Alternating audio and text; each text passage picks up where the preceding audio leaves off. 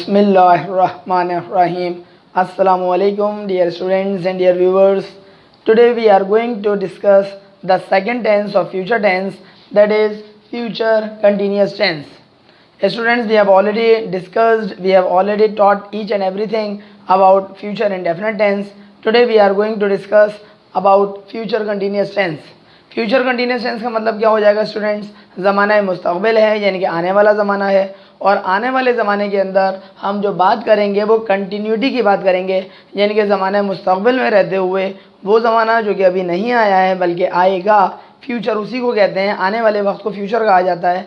और फ्यूचर के हवाले से हम बात करेंगे कंटिन्यूटी की, यानी कि फ्यूचर में जो काम हो रहा होगा या चल रहा होगा या किया जा रहा होगा। लेकिन सब में गा आ रहा है। गा का क्या मतलब होता है, ये कोई सिंगर गाना नहीं गा रहा है, बल्कि इस गा का मतलब होता है कि फ्यूचर में रहते हुए कोई काम कंटिन्यूटी की हालत में होगा और फ्यूचर में रहते हुए वो काम पाए तकमील तक नहीं पहुंचा होगा।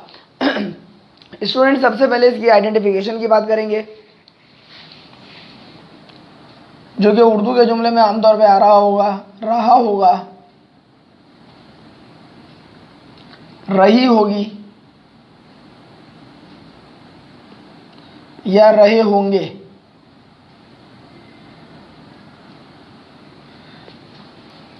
क्या मतलब हुआ स्टूडेंट्स, रहा होगा क्या मतलब हुआ कि ज़माना मुस्तक़बिल है, होगा होगी और होंगे से पता चल रहा है ज़माना मुस्तक़बिल है, रहा रही या रहे से पता चल रहा है कि कंटिन्यूटी की हालत है, यानी कि कोई काम ज़माना मुस्तक़बिल में रहते हुए चल रहा होगा, यानी कि पाए तकमील तक नहीं पहुंचा होगा बल्कि अभी इन प्रोसेस होगा।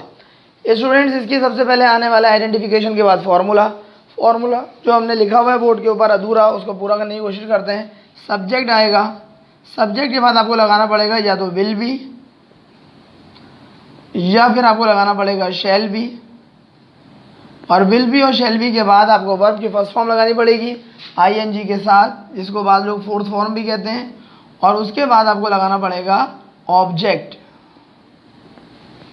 क्या मतलब हुआ स्टूडेंट्स, सबसे पहले आपको सब्जेक्ट लगाना पड़ेगा, फिर विल भी लगाएंगे या फिर शैल भी लगाएंगे। विल भी किसके साथ और शैल भी किसके साथ, अभी हम बात करते हैं। वर्ब की आपको फर्स्ट फॉर्म यूज़ करनी पड़ेगी आईएनजी के साथ, और बाज़ लोग इसी वर्ब की फर्स्ट फॉर्म प्लस आईएनजी को फोर्थ फॉर्म के नाम से भी याद करते हैं।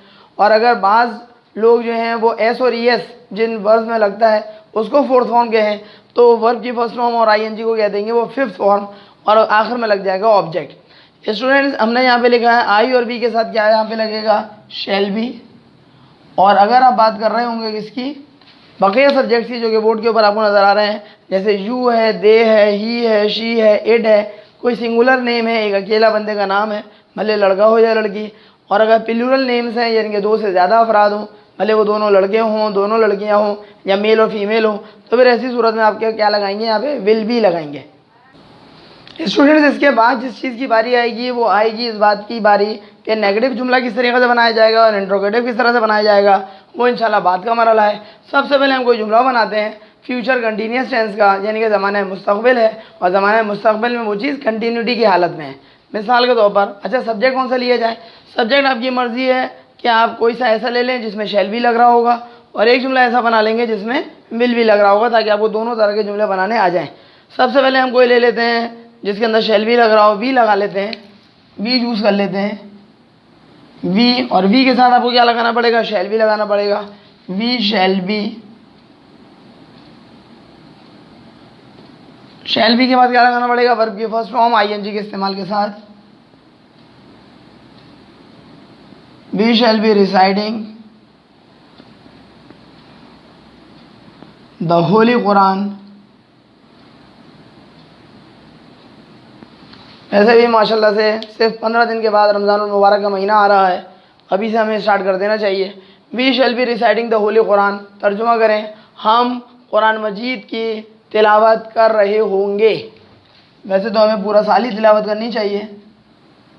हम कुरान मजीद की तिलावत कर रहे होंगे।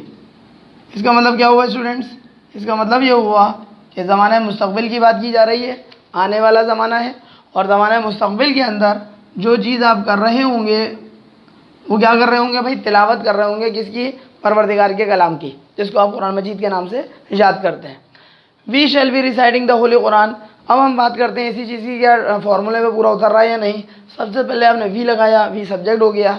विल बी या शैल बी में आपने क्या लगाया, शैल बी लगाया। रीज़न, क्योंकि वी के साथ शैल बी लगता है, लिहाजा आपने शैल बी लगाया।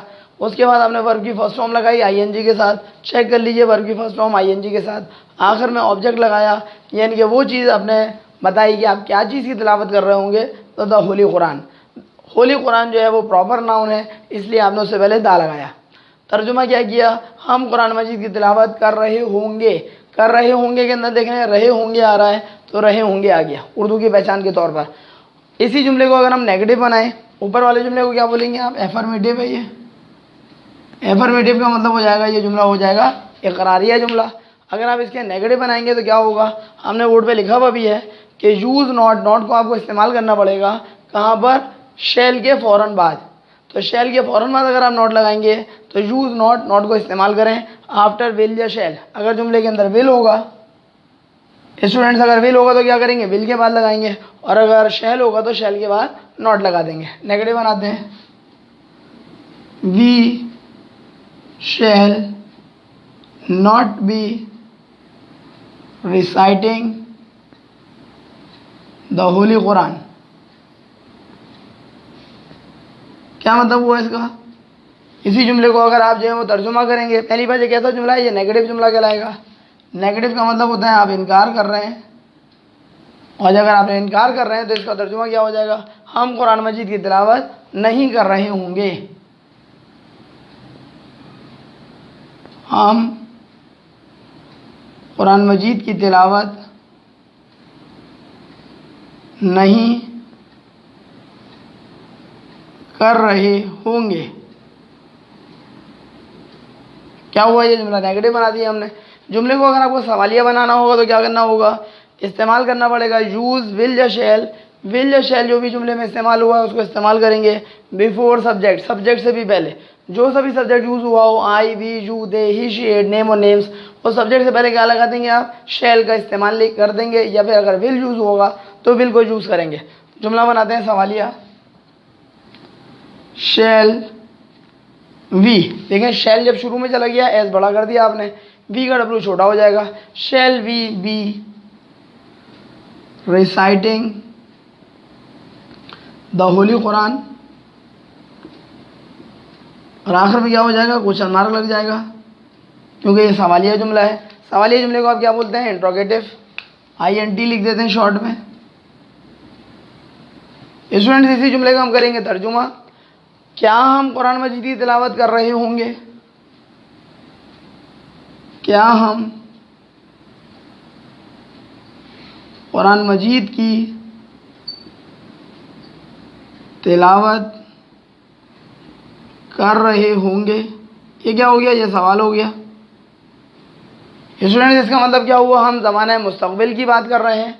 पता कैसे चल रहा है, होंगे से पता चला, और ज़माने मुस्तक़बिल में रहते हुए कंटिन्यूटी की बात कर रहे हैं, लेकिन कंटिन्यूस का जिक्र आ रहा है, और रहे से पता चल रहा है। क्या कहा आपने, क्या हम कुरान मजीद की तिलावत कर रहे होंगे, यानी कि आप सवाल पूछ रहे हैं, क्वेश्चन पूछ रहे हैं कि क्या आने वाले वक्त में हम कुरान मजीद की तिलावत कर रहे होंगे। ये कहलाएगा फ्यूचर कंटिन्यूस टेंस। स्टूडेंट्स यहाँ पे हमने शैल भी यूज़ किया था, क्यों, क्योंकि वी हमने इस्तेमाल किया था। आपको पता है कि जुमलों के अंदर विल बी का इस्तेमाल भी होता है, और विल बी बहुत सारे सब्जेक्ट के साथ हो सकता है। हम कोई सा भी सब्जेक्ट अपनी पसंद का ले सकते हैं, और उस सब्जेक्ट के साथ हम क्या करेंगे, विल बी का इस्तेमाल करेंगे। स्टूडेंट्स क्या कर सकते हैं, कोई सा भी सब्जेक्ट ले लीजिए, नेम ले लीजिए, नेम्स ले लीजिए, इट ले लीजिए, जो दिल चाहे। तो हम फिलहाल नेम ले लेते हैं, और नेम के अंदर हम ले लेते हैं फॉर एग्जाम्पल कामरान। कोई सा भी नाम लिया जा सकता है। कामरान क्या हो गया, हमारे पास सब्जेक्ट हो गया। कामरान के बाद मुझे बताइए, जो सब्जेक्ट आपने कामरान लिया यानी कि नेम के तौर पे लिया, उसके बाद विल बी या शैल बी का इस्तेमाल करना है कोई एक। तो यहाँ पे क्या होगा, कामरान नाम है, लिहाजा आपको विल बी का इस्तेमाल करना पड़ेगा। तो अगला जुमला जो हम बना रहे हैं वो क्या हो जाएगा, कामरान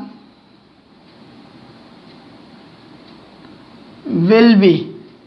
कामरान के साथ विल बी लगाया, उसके बाद आपको वर्ब की फर्स्ट फॉर्म लेनी है ING के साथ। तो Kamran will be giving lecture Kamran क्या कर रहा होगा भाई, लेक्चर दे रहा होगा। किसको दे रहा होगा, ऑब्जेक्ट का इस्तेमाल करिए, टू हिज स्टूडेंट्स।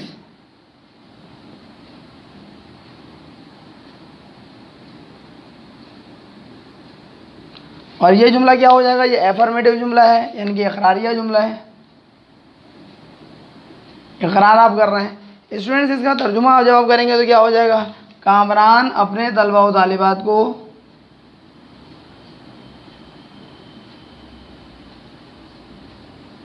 अपने तलबा भी लिख सकते हैं शॉर्ट में, अपने तलबा को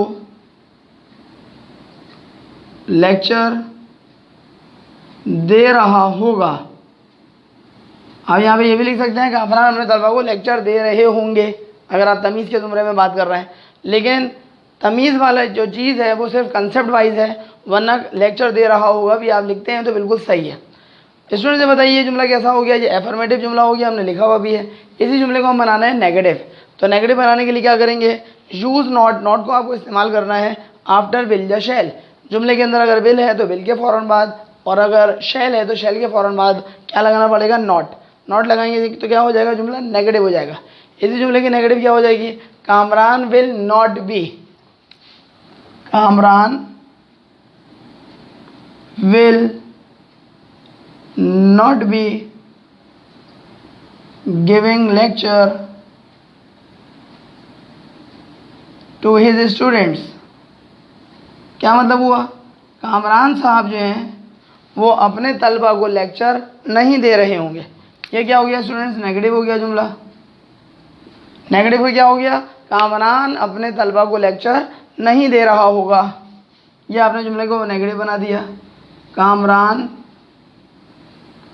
अपने तलबा को लेक्चर नहीं दे रहा होगा, या कामरान अपने तलबा को लेक्चर नहीं दे रहे होंगे, जो आपका दिल चाहे। जुमले को क्या हमने बना दिया, नेगेटिव बना दिया। बताएं जुमले को नेगेटिव बनाने के बाद अगर इंट्रोगेटिव बनाना होगा तो क्या करेंगे, विल या शैल जो भी जुमले में इस्तेमाल हुआ है, अगर विल हुआ है या शैल हुआ है, जो भी इस्तेमाल हुआ है, सब्जेक्ट से पहले इस्तेमाल कर लें तो to make the sentences interrogative वाली बात पूरी हो जाएगी। तो जुमले के अंदर चूँकि विल इस्तेमाल हुआ है, विल जुमले के शुरू में आ जाएगा, तो will Kamran be giving lecture to his students. लेकिन एक बात याद रखिएगा, विल को तो आप शुरू में ले गए, कामरान का के जो है वो आप छोटा नहीं करेंगे।